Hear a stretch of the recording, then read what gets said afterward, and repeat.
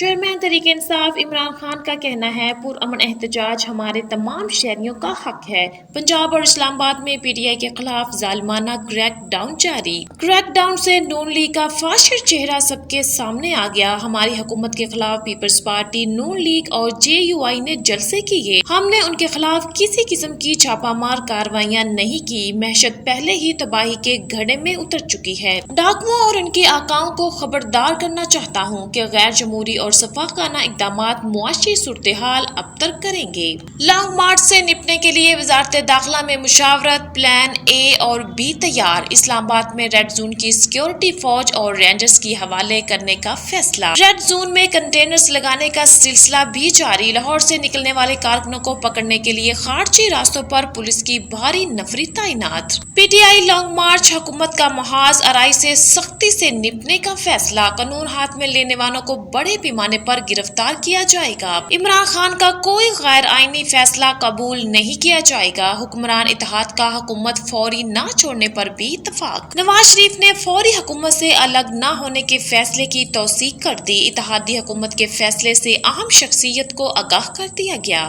Constable کی شہادت کے ذمہ دار عمران خان اور ان کے ساتھی ہیں۔ وفاقی وزیر سعد رفیق کہتے ہیں ہمت حوصلے سے گرفتاری دی جاتی ہے۔ پی ٹی آئی قیادت بلوں میں گھس کر بیٹھ گئی۔ سندھ بھر میں دفعہ 144 نافذ۔ دفعہ 144 20 دن تک صوبے میں نافذ رہے گی۔ سندھ میں 4 سے زائد افراد کے جمع ہونے پر پابندی بھی عائد کر دی گئی۔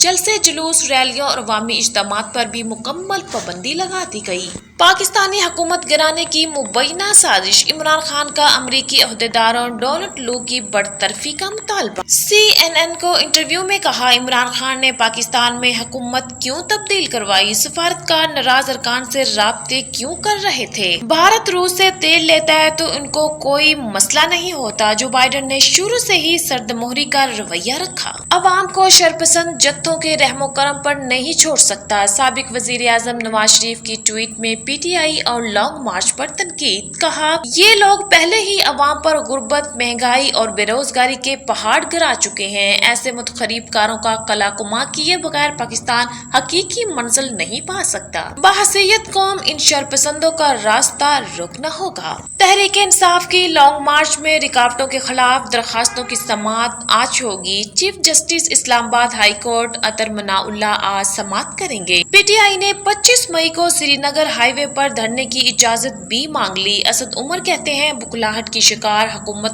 انتخابات میں التوا کے لیے فساد چاہتی ہے۔ 25 مئی کے بعد ملک کے فیصلے بند کمروں میں نہیں ہوں گے۔ وفاقی کابینہ کا اجلاس آج ہوگا۔ لانگ مارچ، معاشی صورتحال اور دیگر امور پر غور ہوگا۔ وفاقی حکومت نے ہفتے کی چھٹی بحال کرنے کا فیصلہ بھی کر لیا۔ کابینہ میں آج منظوری ملنے کا امکان ہے۔ توانائی کی بچت کے پیش نظر چھٹی بحال کرنے کا فیصلہ کیا گیا۔ پاکستان اور آئی ایم ایف کے درمیان پالیسی مذاکرات آج ہوں گے۔ وزیر خزانہ مفتاح اسماعیل کہتے ہیں پیٹرولیم قیمتیں نہیں بڑھائیں گے، آئی ایم ایف کو منائیں گے۔ آئی ایم ایف کے ساتھ 2 روز میں معاہدہ کر لیں گے۔ مزید بولے عمران خان کی حکومت نے جان بوجھ کر بارودی سرنگیں بچھائیں۔ سابق حکومت نے پیٹرولیم قیمتوں میں 150 روپے تک اضافے کا معاہدہ کیا۔ نیا دھرنا فرح گوگی کو بچانے کے لیے ہے۔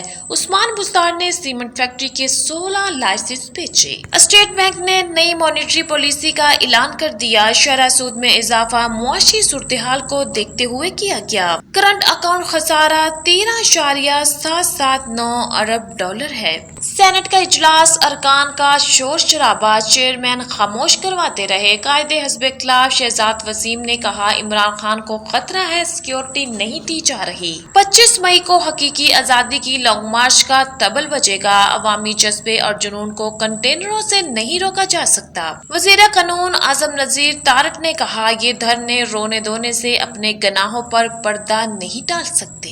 Army chief general Qamar Javed Bajwa اور سعودی ولی عہد میں ٹیلی فونک رابطہ۔ آرمی چیف نے سعودی فرمانروا کی خیریت دریافت کی۔ سعودی پریس ایجنسی کے مطابق سعودی ولی عہد شہزادہ محمد بن سلمان نے نیک جذبات اور خواہشات کا اظہار کیا۔ پاک سعودی تعلقات اور فوجی تعاون پر بھی بات چیت ہوئی۔ عالمی طلب میں اضافے سے خام تیل کی قیمتیں بڑھ گئیں۔ امریکی WTI 110، برطانوی برنٹ کی فی بیرل قیمت $113 ریکارڈ۔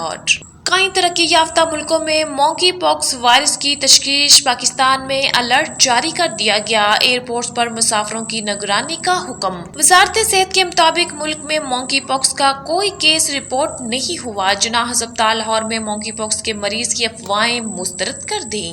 رواں سال حج اخراجات میں 4 لاکھ روپے سے زائد کا اضافہ، وفاقی کابینہ نے 8.5 لاکھ روپے اخراجات کی ابتدائی تخمینہ کی منظوری دے دی۔ رواں سال 81,132 افراد حج کوٹہ مختص سرکاری اسکیم کے تحت 32,453 افراد حج کریں گے۔ ہارڈشپ اسکیم کے 1,000 EOBI کے تحت 200 افراد حج کریں گے۔ چیف جسٹس پاکستان عمر عطیہ بندیال دنیا کے 100 بااثر شخصیات میں شامل، ٹائم میگزین کی 2022 کی 100 بااثر شخصیات کی فہرست جاری۔ رواں برس 5 سے زائد شعبوں کے شخصیات کو فہرست کا حصہ بنایا گیا۔ جو بائیڈن، شی جن پنگ، پیوٹن، زنیلکی اور احمد ابے فہرست میں شامل۔